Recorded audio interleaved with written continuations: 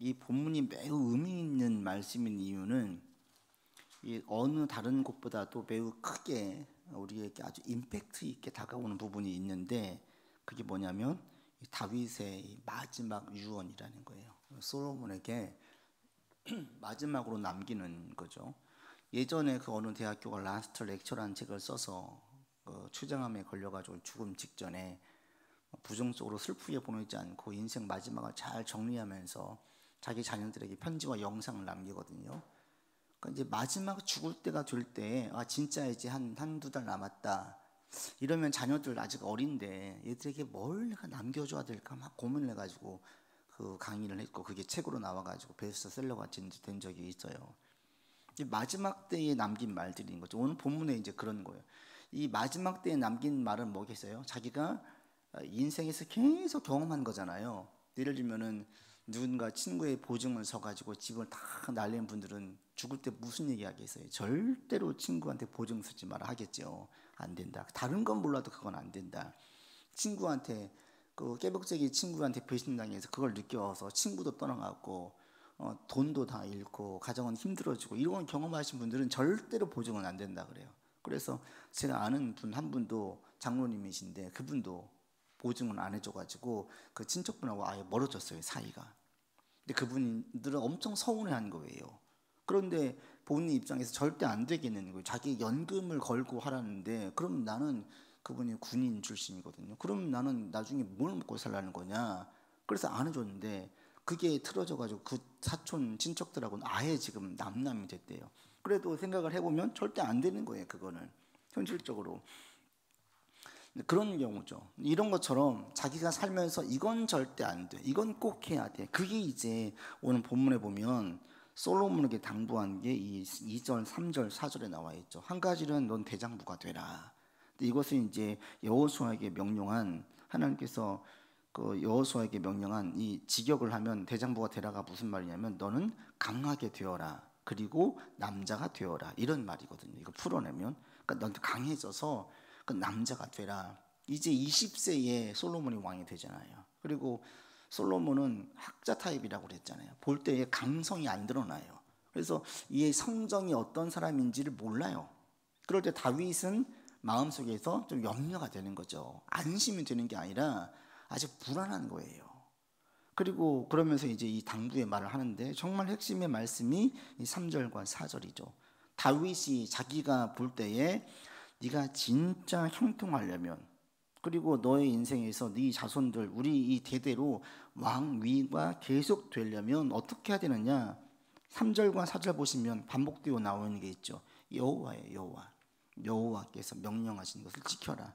여호와와 명령, 말씀, 3절에 보시면 법률, 계명, 율례, 증거, 이거를 구체적으로 나눌 게 아니라 그만큼 모세의 율법 전체를 강조하기 위해서 반복해서 사용하는, 이 중언법적 표현이라고 하는데 반복해서 사용하는 거예요. 계속. 그러니까 이 같은 말씀을 다른 용도로 다른 단어를 써가면서 이게 중요한 걸 계속 얘기하는 거예요. 그러니까 다윗이 말씀의 사람인 걸 알 수가 있어요. 인생의 지표를 말씀으로 삼고 있구나. 다른 게 아니라 하나님 말씀에 합당하면 가는 것이고요, 말씀에 위배되고 어긋나면 안 가는 거예요. 이게 다윗이 몸소 살아왔어요. 그랬더니 3절 마지막에 무엇을 하든지 어디로 가든지 형통한 것을 본인이 경험했어요. 그렇기 때문에 이것을 자기 아들한테 그대로 당부해 주는 거예요.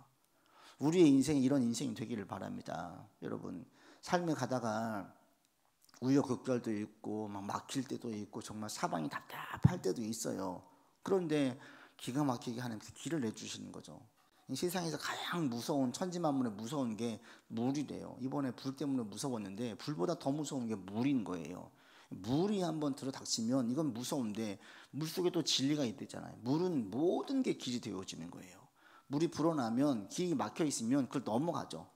그리고 다른 길로 찾아가는 거예요. 끊임없어요. 물이 계속 공급되어지면 물은 가는 곳마다 길을 만들어요. 대로를 만들기도 하고, 물이 넘치기, 물이 흐르기만 하면 어디든지 길이 될 수가 있어요. 하나님의 은혜가 우리 가운데 계속 흐르기만 하면 우리는 어디든지 어떤 일을 하든지 간에 그 막힘으로 안 끝난다는 거죠. 오히려 물이 얼마나 큰지, 무서운지, 이게 막힘이 없이 계속되어지는 것을 보게 되는 것처럼 하나님의 은혜와 능력이 우리에게 계속 공급되어지면 우리의 삶에 어떤 막힘이 있다, 어려움이 있다, 이게 문제가 안 돼요. 다 넘어가요. 새로운 역사가 되는 거예요. 그래서 다윗의 경우에는 이 말씀을 얼마나 중요하게 여기고 있는지를 보게 만들어요. 아, 다윗이 일생을 살 때 가장 염두에 두고 있었던 것이 말씀이었구나. 그래서 우리도 말씀을 되게 중요하게 여기고 가장 중요하게 여기고 나아가는 여러분들 되기를 바랍니다. 우리 삶의 좌우명이 뭐냐? 말씀을 지키는 게 말씀 따라서 나는 살겠다. 다른 건 모르겠는데 나는 하나님께서 이렇게 말씀하셨으니까 가는 거고, 하나님이 안 된다고 했으니까 난 안 가는 거다. 다른 건 모르겠다. 이렇게만 나가시면 된다는 거예요. 그러면서 4절도 같은 말씀 아닙니까? 4절 같이 읽겠습니다. 여호와께서 내 일에 대하여 말씀하시기를 만일 네 자손들이 그들의 길을 삼가 마음을 다하고 성품을 다하여 진실이 내 앞에서 행하면 이스라엘 왕 위에 오를 사람이 내게서 끊어지지 않냐이라 하신 말씀을 확실히 이루게 하시리라. 여호와께서 말씀하신 것을 마음에 품고 있어요. 놓치지 않아요. 이게 다윗이었어요. 이게 인생 마지막에 내린 결론이에요. 살아보니까 보증 쓰면 안 되겠더라, 이게 아니라 살아보니까 여호와를 단단히 붙들고 말씀 의지하고 가면 무엇을 하든 어디로 가든지 형통하게 하고, 그리고 우리가 이루어 놓은 것들 쪽박 차지 않게 후손들로 대대로 이루어지게 만들 수 있는 길은 답은 여호와에게 있다. 그러니까 그 말씀 붙잡아라, 이거 얘기하는 거예요. 그래서 우리의 자녀들도 여호와를 경외하는 자녀들, 다른 건 모르겠는데 말씀을 중요하게 여기는 자녀들로 키울 수 있는, 내 힘을 쓸 수 있는 우리가 되기를 바라고요. 이것이 아이들에게 양심의 법이 되어지고 윤리의 어떤 기준이 되어지게 자꾸 우리가 훈련시키고 삼는 그런 모습이 우리 가운데도 필요합니다. 다윗이 이제 마지막에 죽을 때에 솔로몬을 이렇게 당부해요. 다윗이 이제 70에 세상을 떠난다고 했잖아요. 30세의 왕이 되어서 40년간 이스라엘 다스리고 마지막에 남긴 말, 가장 그 당시 이스라엘 모든 왕들 가운데에서 가장 최고의 왕이었던 이 왕이 남긴 이 말이 여호와의 말씀이었다. 그래서 여러분도 말씀을 사랑하고 말씀을 중요하게 여기고 말씀 따라 사는 것을 첫 번째에 두는 우리가 되기를 바랍니다. 2번 보겠습니다. 다윗이 이제 유언으로 세 사람을 거론합니다. 그들 누구면 어떻게 대하라고, 그리고 그 이유는 무엇입니까? 이 5절로 9절까지 보시면 세 사람을 얘기하죠. 한 사람은 요압, 그리고 또 한 사람은 바르실레, 그리고 시므이. 근데 이 바르실레와 시므이는 다윗이 그 아들 압살롬에게 피할 때에 그 사건으로 생겨진 일들이죠. 그러니까 이 노년의 다윗이 겪었던 일이잖아요. 압살롬의 배신이. 그게 다윗이 제가 볼 때는 인생에서 가장 힘든 시간이었어요. 정서적으로, 육체적으로, 정신적으로 가장 큰 배신과 충격과 아픔을 겪었던, 그리고 거기에서 또 그 아들이 죽잖아요.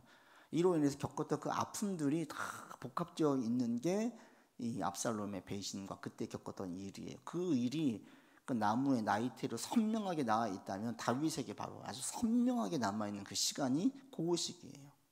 그때 겪었던 두 사람, 한 사람에게는 되게 고마워하고 한 사람에 대해서 매우 분노하고 있는, 죽을 때에도 이걸 시므이를 놓지 못하지 않습니까? 그럴 때 세 사람을 얘기합니다. 첫 번째가 요압이다. 요압에 대해서는 어떻게 얘기합니까? 5절 마지막에 보시면 그가 전쟁의 피를 미쳤다. 나라가 태평성대 시대에 전쟁의 피를 흘려가지고 국가를 어렵게 했다. 이것이 옳지 않다는 거예요. 우리가 이 본문을 볼 때 한 가지는 개인적인 감정도 있는데 왕으로서 공적인 마음도 있어요. 요압을 대할 때에도 항상 우리가 이 사무엘하를 통해서 알 수 있었듯이 요압이 다윗에게 충성했지만 이 모든 것들은 온전한 충성이 아니라 자기의 유익을 따라서 때로는 월권을 행하게 되어지는, 그 다윗 앞에 보이잖아요. 왕의 명령을 내리는데 하지 않고 압살롬을 죽이지 말라고 했는데 죽이게 되어지고, 이렇게 해서 왕의 명령을 무시하는 요압의 모습도 보게 되어져요. 이게 다윗에게 너무 힘들었는데 이 아브넬과 아마사를 죽일 때를 보게 되어지면 그의 시기심으로 개인적인 보복을 했어요. 근데 이것은 하나님 보시기에도 옳지 않은 일이었어요. 그래서 그를 가만두지 말라는 거지, 개인적인 사적인 감정에 의해서 저 사람을 가만두지 말라는 게 아니에요. 이게 왕이기 때문에 솔로몬이. 그러니까 공적인 관점에서도 보셔야 돼요. 그럴 때 요압은 아버지 하나님께서 보실 때 절대 공의로운 자가 아니다. 불의한 이로서 이게 악인이에요. 악한 자가 그를 죽인 거다. 그런데 자기는 힘이 없어서 그를 어떻게 할 수가 없었다. 그러니까 이게 참 보면 왕이었지만 왕이 마음대로 탁 했느냐 아니었던 거죠. 또 사촌이기도 했잖아요. 그래서 참 이게 애증의 관계가 섞여 있는 게 요압이었는데 점점 드러난 것은 요압은 다윗에게 큰 힘이 되는 것 같았지만 그만큼 그보다 더 큰 아픔과 상처를 줬던 게 요압이었어요. 그래서 당부를 해요. 이 세 사람을 이야기할 때 사실은 솔로몬을 볼 때 개인적인 복수를 얘기하는 게 아니라 왕이 되는 솔로몬을 얘기하는 거죠. 네가 앞으로 내 둘 이어서 이 나라를 통치할 때에 옳게 통치해야 되는데 그럴 때 이 사람들에 대해서 조심하고 또 선을 베풀어야 된다. 이걸 얘기해 주고 있는 겁니다. 그리고 두 번째로 얘기하는 게 길르앗 바르실레의 아들들에게 은총을 베풀라는 거죠. 7절에 보시면 이게 다윗이 약속했지 않았습니까? 자기가 압살롬에게 난을 피해 있을 압살롬의 난으로 극도의 공경에 빠져 있을 때 이 바르실레가 여러 가지 식물로 그의 다윗과 일행에게 굶주림과 목마름을 채워줬죠. 이게 너무 고마웠던 거예요, 다윗이. 그래서 그 바르실레에게 같이 가자고 하니까 자기는 나이 많아 가봐야 안 됩니다. 자식들 부탁하잖아요. 이걸 다윗이 잊지 않는 거예요. 그래서 이것은 이제 개인적인 마음이죠. 너무 고마운 거예요. 그래서 이것을 선내하라고 잊지 말라고 얘기해줘요. 그리고 또 한 가지는 8절 이하에 있는 시므이의 저주예요. 독한 말로 이게 얼마나 독했는지 다윗이 마음 가운데에 원통함이 있는 거예요. 그런데 그 말을 들을 때에 이게 얼마나 독한 말이고 아픈 말인지 다윗은 그 말을 하나님께서 이걸 내가 감내할 테니까 하나님 이걸 감내할 테니까 저를 불쌍히 여겨주세요. 이렇게 나가잖아요. 그러니까 그 정도로 상처가 된 거예요.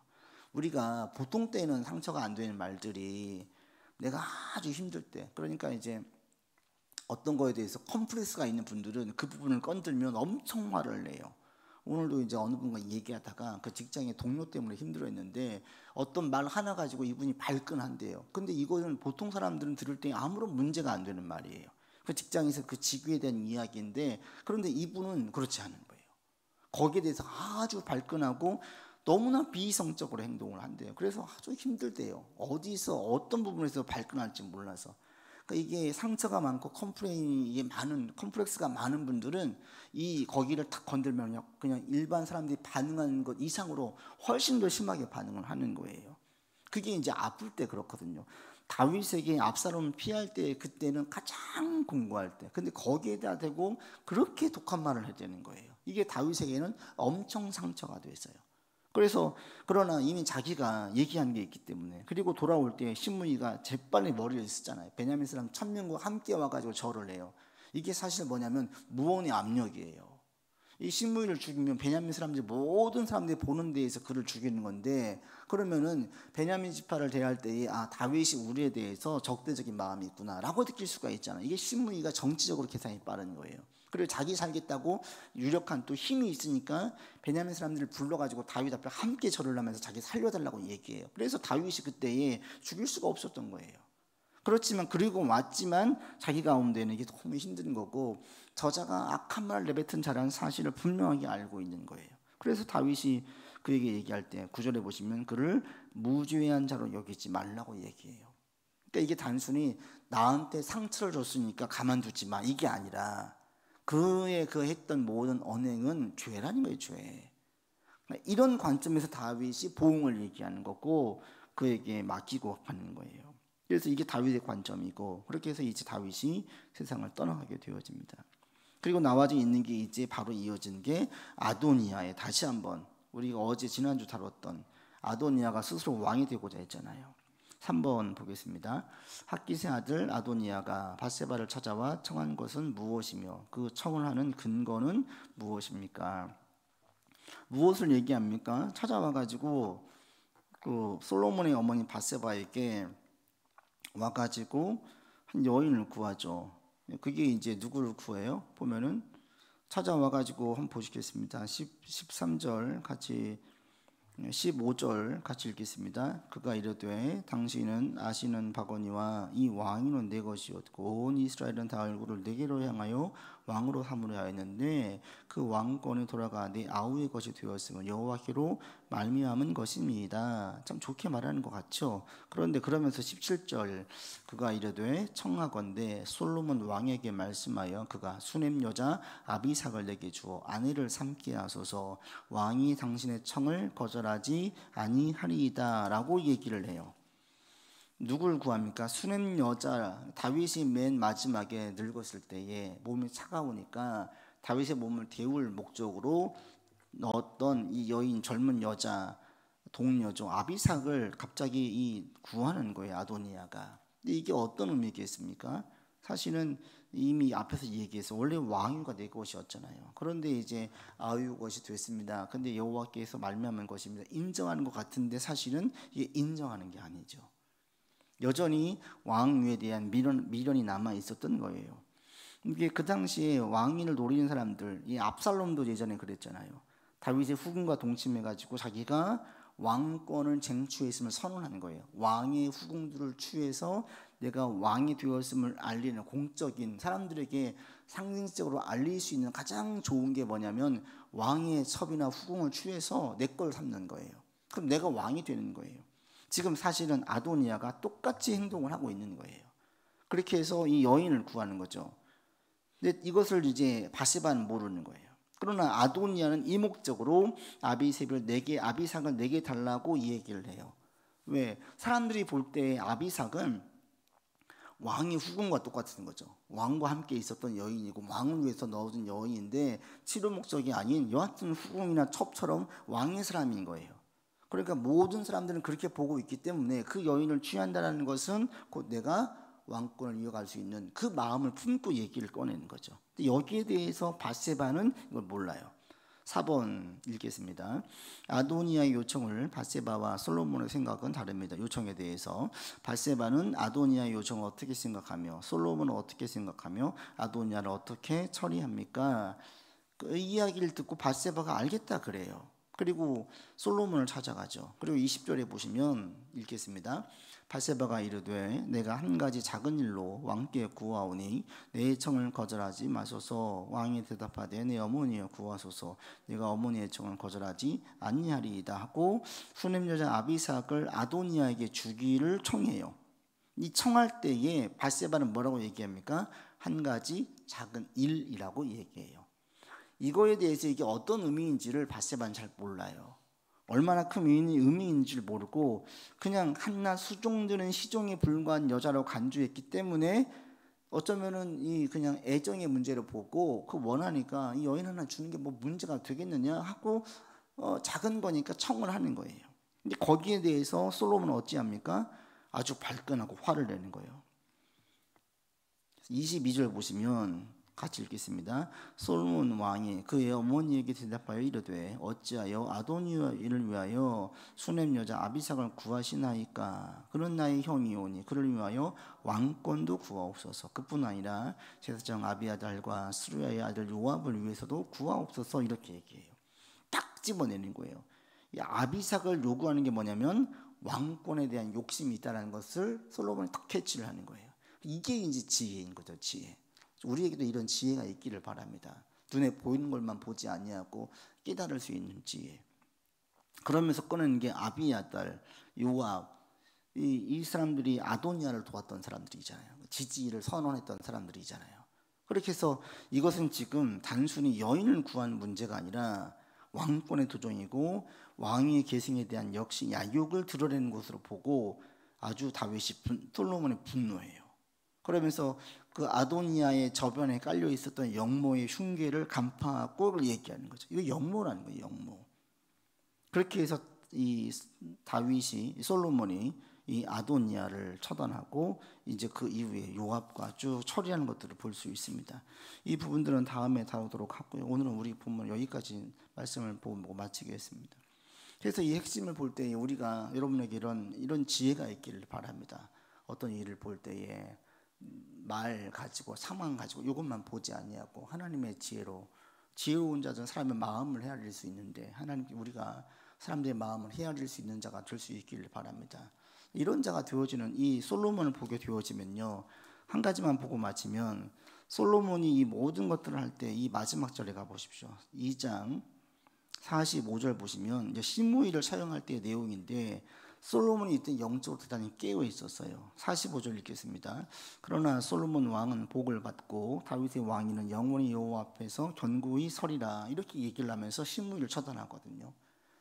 그러니까 솔로몬이 생각하는 게 뭐냐면, 하나님께서 이것을 칭찬하실까 벌하실까, 이걸 염두에 두고 있다라는 거예요. 어떤 일을 할 때에 이게 내가 왕이야, 20살이면 혈기왕성할 때인데, 솔로몬이 이때는 대단히 지혜로웠어요. 여호와를 의식을 하고 의지했었어요. 그러다 보니까 이가 일을 할 때 이게 하나님께서 옳게 보시는 문제인지 죄로 여기시는 문제인지, 이제 7위가 쭉 나올 때에도 개인적인 사적인 복수가 아니에요. 공적인 공의 관점에서의 7위를 하는 걸 볼 수가 있어요. 이게 하나님께서 오히려 기뻐 여기시고 이 민족에 복을 주실 일로 여기기 때문에 7위를 과감하게 하거든요. 그래서 솔로몬이 이때 지혜로울 수 있었습니다. 그러니까 하나님의 지혜가 우리 가운데 있기 위해서는 계속 하나님을 먼저 의식하는 거예요. 이게 지금 사람의 문제냐, 하나님과 나와의 문제냐, 이 지혜가 필요한 거예요. 여러분은 이런 지혜가 있기를 바라고 계속 나갈 수 있기를 바랍니다.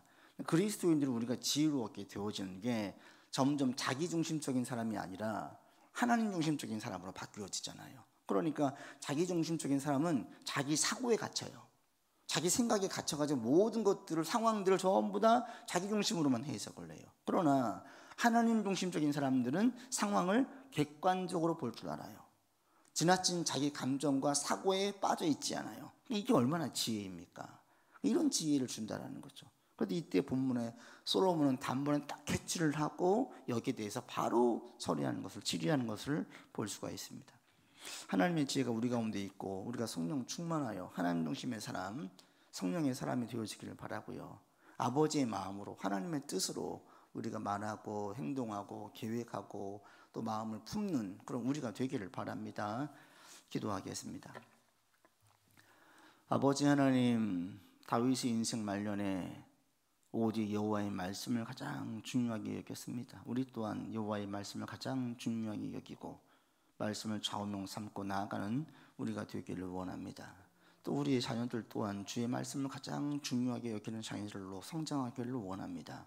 하나님 함께 해주시고 우리에게 지혜를 주셔서 주의 말씀을 잘 교양하고 훈계하는 우리가 되어 우리의 가정이 말씀 위에 세워지는 가정 되게 하여 주시옵소서.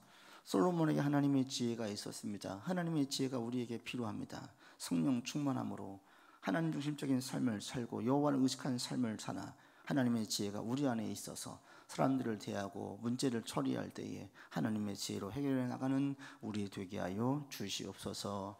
이제는 우리 구주 예수 그리스도의 은혜와 한이 없으신 하나님의 사랑하심과 성령의 교통하심과 교제하심이 여호와의 말씀을 귀히 여기고 성령의 사람이 되어 하나님의 지혜로 살기를 원하는 주의 백성들 위에 이제로부터 영원토록 함께 계시기를 간절히 축원하옵나이다. 아멘.